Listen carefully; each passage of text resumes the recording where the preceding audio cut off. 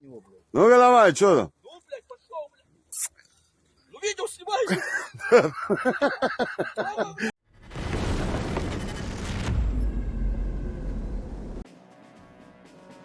The numbers of Russian losses are staggering. Russia's total losses in Ukraine approach 900,000, with up to 250,000 killed, according to a senior NATO official. The toll of Putin's war continues to rise.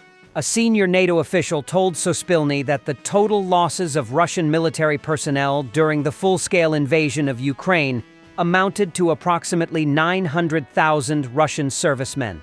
This is reported by the correspondent of Sospilny from Brussels.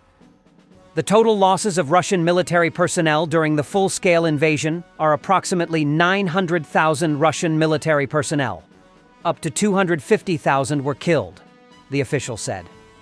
According to the General Staff of the Armed Forces of Ukraine, as of the morning of April 4th, the Russian Federation's losses in the war in Ukraine from the full-scale invasion by Russia amounted to approximately 920,000 personnel. The legendary Russian cavalry, but it's unclear how far Russians will get on this. Ну-ка давай, что там? Ну, блядь, пошел, блядь. Ну, видео снимаешь? Ай ты ебаный индус, блядь. Кость. Нет, не снял. Эй, блядь. У нас появилось животное, автотранспорт, ебать. Да далеко нахуй ходить, блядь. Автотранспорт появился, а его же надо кормить, ебать. Я, кстати, эту траву, товарищ командир, покрасил, она повкуснее стала. Это ты у козы спроси, блядь. Да так немножко ей надергай, блядь, а то реально с голоду сдохнет, нахуй. На чем я потом буду ездить? 2 Russian tanks destroyed by the Ukrainian 63rd Brigade. Russian tanks have become increasingly vulnerable to Ukrainian drones for several reasons. First, most Russian armor lacks modern active protection systems that can detect and neutralize incoming drones or munitions. Many rely on outdated defenses, making them easy targets for small, inexpensive FPV drones equipped with explosives. Second, Ukraine has been rapidly innovating, using civilian drone tech with real-time targeting and low-altitude maneuverability, allowing them to bypass traditional radar and air defenses. As for a counter-strategy, Russia struggles with adapting quickly. Its military doctrine is rigid, and its industrial base is slow to shift from conventional weapons to drone warfare. Electronic warfare tools are often too broad, jamming friendly signals as well, and they can't be deployed everywhere.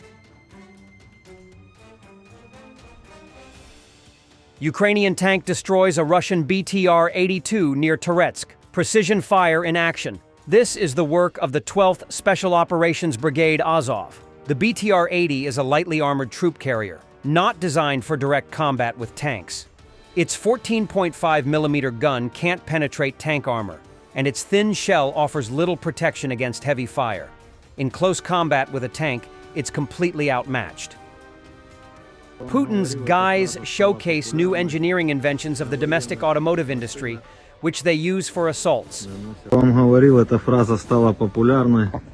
На военных машинах наносят надписи. Эта машина сделана для быстрого залетания к позициям. 99-ка переделана под баги, самое удобно. На фронте сейчас используются именно такие. И пацаны наносят, ребята Путина. An overview of recent work by the 93rd Brigade in the Bakhmut-Chasiv Yar direction. In March, Ukraine's 93rd Brigade delivered heavy blows to Russian forces on the Bakhmut and Pokrovsk fronts, taking out troops, T-72 tanks, Brem recovery vehicles, artillery like Gyatsint B and Emsta B, fuel depots, drone hubs, and more.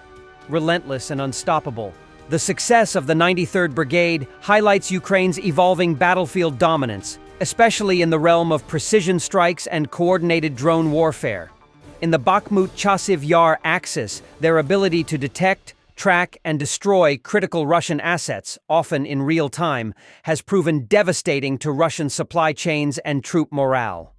One of the key tactics used by the brigade is the integration of reconnaissance drones with artillery and FPV strike drones. Surveillance footage enables near-instantaneous target acquisition, allowing Ukrainian forces to strike with surgical precision. Russian forces, meanwhile, often fail to hide assets effectively or disperse them, making them ideal targets for rapid drone and artillery response. The destruction of Brem recovery vehicles is particularly notable. It not only hampers Russia's ability to repair or recover damaged tanks and armored vehicles, but also forces them to abandon expensive assets on the battlefield. Similarly, fuel depot strikes have created ripple effects across frontline logistics, leaving some Russian units stranded or undersupplied during key movements.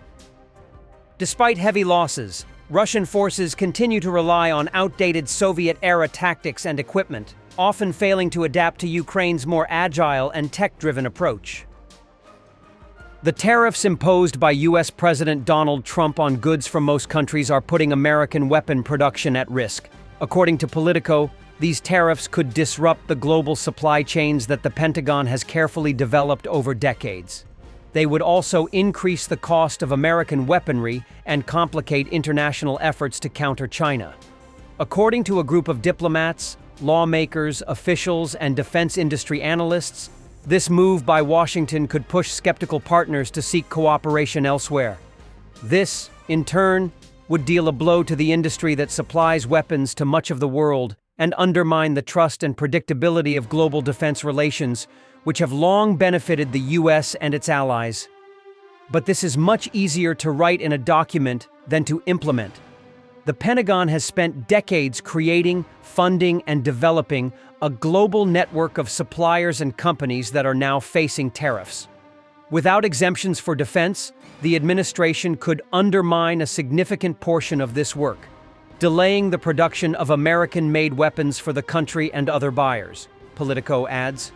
In particular, the tariffs could jeopardize successful programs, such as the F-35 fighter jet, which involves 20 countries in a partnership, as well as missile defense and air defense projects with Norway and Israel. These and other projects are crucial for defense in Europe and the Indo-Pacific region, where allies are trying to stay ahead of unpredictable Russia and China, both of which are modernizing their militaries. The Trump administration hopes to create more jobs by producing foreign-made parts for weapons in the U.S. But as the publication notes, companies may not have the workforce for this job. The defense industry has struggled for years to attract employees due to competition from other manufacturers and the rapid growth of the service sector, where wages are often higher and jobs are more stable. Additionally, as Senator Mark Kelly pointed out, the global supply chain is so complex that some defense products cross borders multiple times during assembly, each time accumulating more tariffs. Prices will rise, and the prices that the Department of Defense has to pay will also increase, Kelly said. He added, "Our defense budget, if we want to maintain the same type of forces, will become more expensive." Thanks for watching, and don't forget to subscribe. Also, if you want to support Warthog Defense, please become our member and get early access to new videos, exclusive members-only videos, and become administrator in comment section. The membership link is in the description. Every day. We had a guy last week, it's 6 rescues in 6 days. You know, he's doing the job every day.